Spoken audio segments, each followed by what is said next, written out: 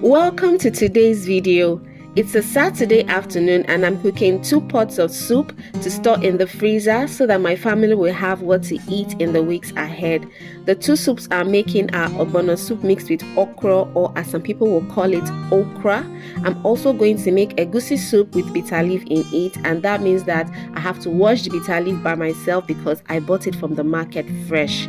So the first thing I'm going to do is to prep the ingredients for cooking.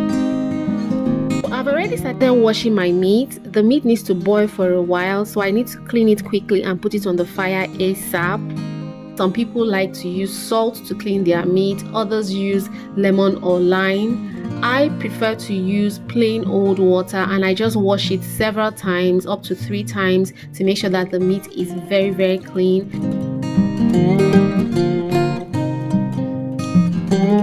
And of course, I need to season. I'm slicing some onions, putting some bouillon cubes and some salt, keeping it simple because it's for soup, it's not for stew or sauce.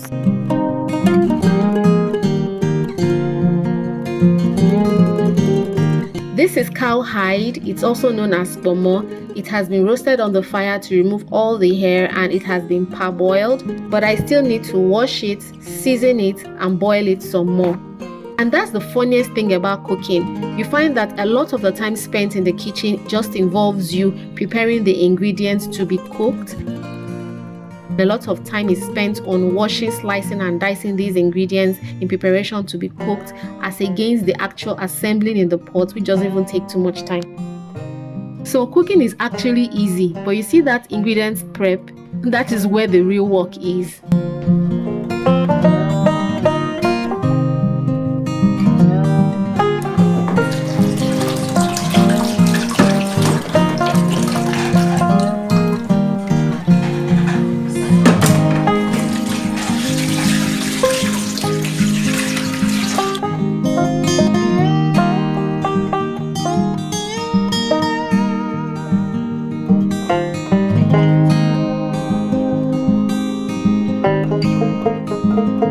So I'm keeping the seasoning for the meat very mellow because it's soup I'm making, not stew, and I don't want to use too many spices that will overshadow the taste of the soup.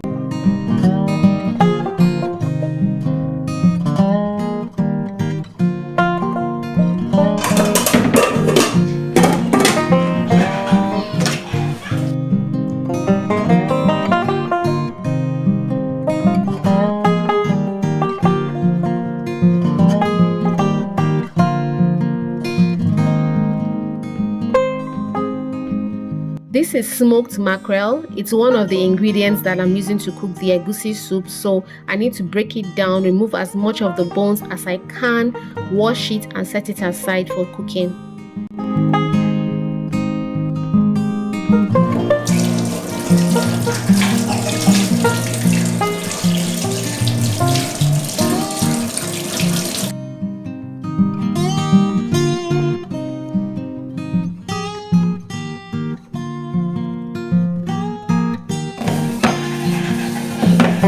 I'm going to wash the okra because it's really dirty. It has a lot of sand in it, and then I'm going to grate it. Some people like to slice their okra, others like to pound theirs.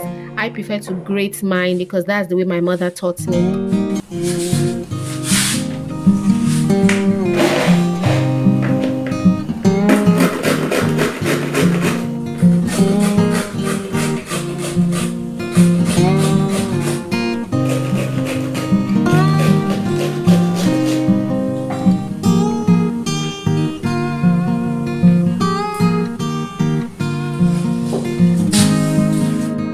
So the next ingredients I'm going to tackle are the vegetables. I'm using the pumpkin leaves or the ugu for the okra soup, and then I'm going to use bitter leaf for the egusi. Now, when I say pumpkin leaves, I'm not talking about the type of pumpkin that is used for Halloween. I'm talking about the leaves of the fluted pumpkin, which is very popular in Nigeria and is commonly known as ugu. So I'm going to use these leaves to make the okra soup.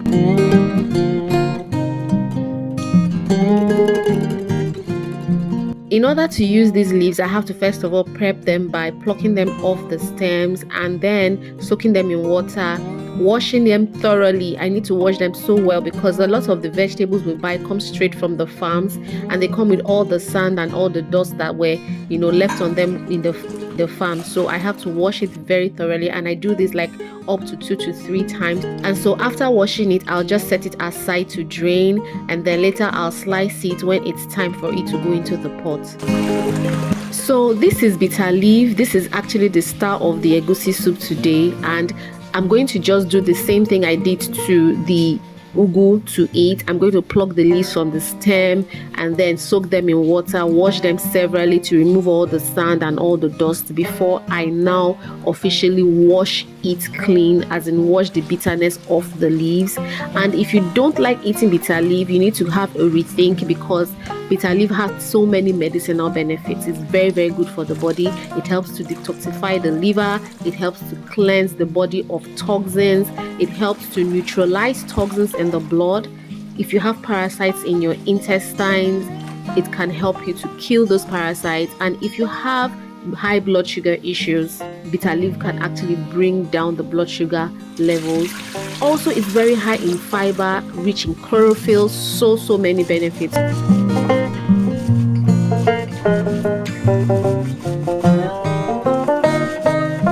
So when a Nigerian woman says she's washing bitter leaf, this is what she's talking about.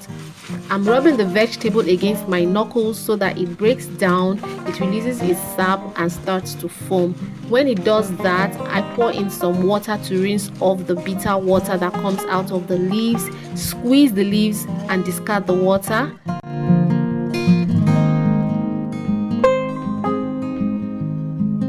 And then repeat the washing process again until I achieve the level of bitterness that I want. When I'm done washing it, this is what it looks like.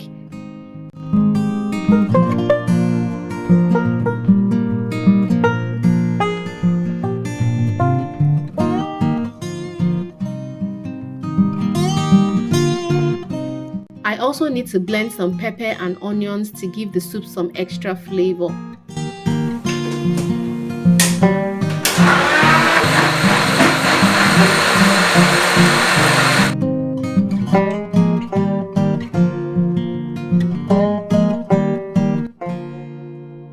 So this is egusi. It's actually grounded melon seeds. This is what the melon seeds look like before it's ground into powder. And I'm just going to add some water to it to form a thick paste, and I'll set that aside. I'll add it to the pot later.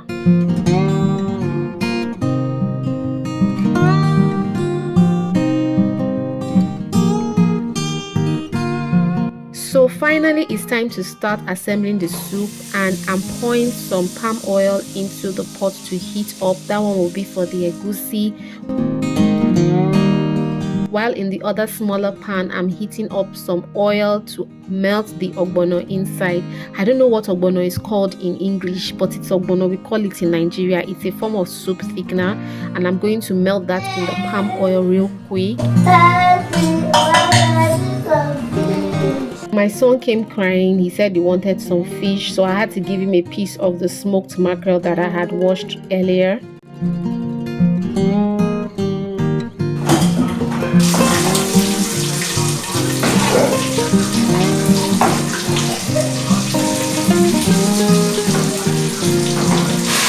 So I'm starting off the egusi by frying some onions in palm oil. There are so many ways of cooking egusi. This is just one of the methods. I'm doing it this way because I'm trying to achieve a thick lumpy egusi, which is the way my husband likes it. And to another pot, I'm adding the melted ogbono to cold water. I prefer to start my ogbono soup in cold water, but it's absolutely okay to use hot water to cook yours.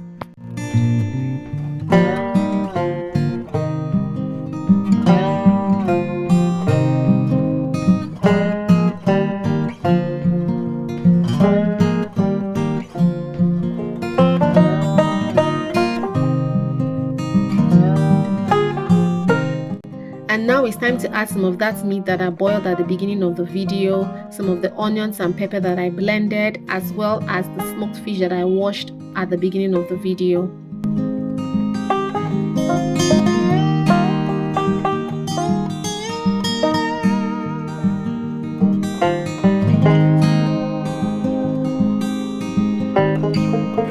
and allow the egusi just bubble away.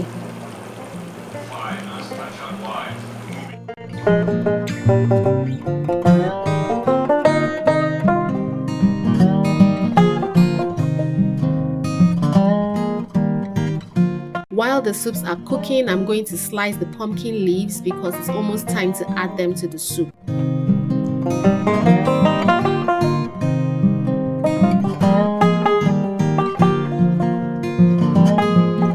I added the remaining onion and pepper blend to the ogbono soup. I'm also adding the pomo and the beef.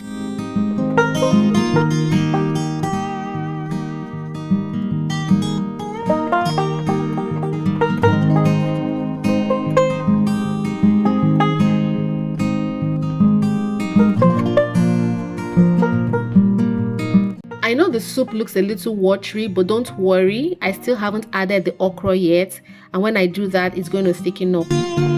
After adding the meat and stock, I tasted the soup and the seasoning needs to be adjusted, so I'm going to add some bouillon cubes,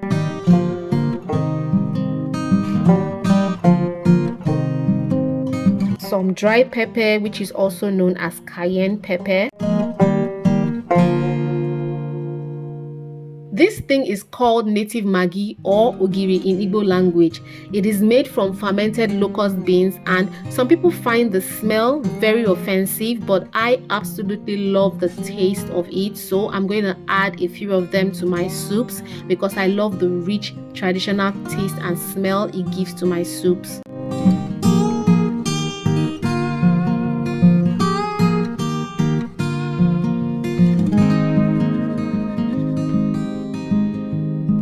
I'm just adding the grated okra into the soup. If you're wondering why my husband is standing behind me like that, I have no answer for you because I don't even know why. So this is the bitter leaf. After I finish washing it and squeezing out the water, I'm going to slice it into tinier bits so that it's very fine and it settles into the soup really nicely.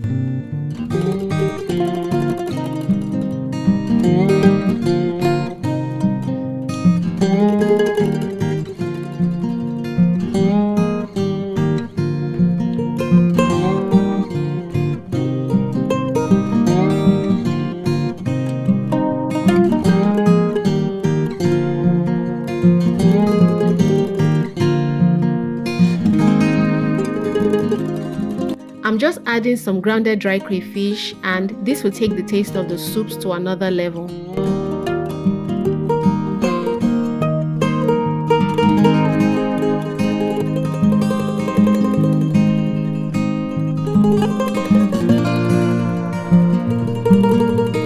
It's now time for the bitter leaf to go into the egusi.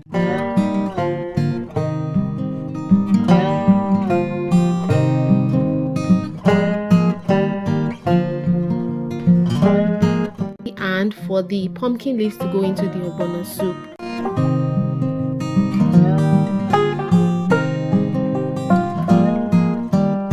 And immediately the pumpkin leaves go into the soup, I'm going to turn off the heat and allow the residual heat from the pot steam the vegetables while the bitter leaf is still cooking it. While the soups are cooling down, I'm going to quickly start tidying up. Luckily for me, I was washing things as I was cooking, so I really don't have a lot of things left in the sink to wash. Those are the benefits of actually cleaning as you go. The workload is not much at the end of the cooking process.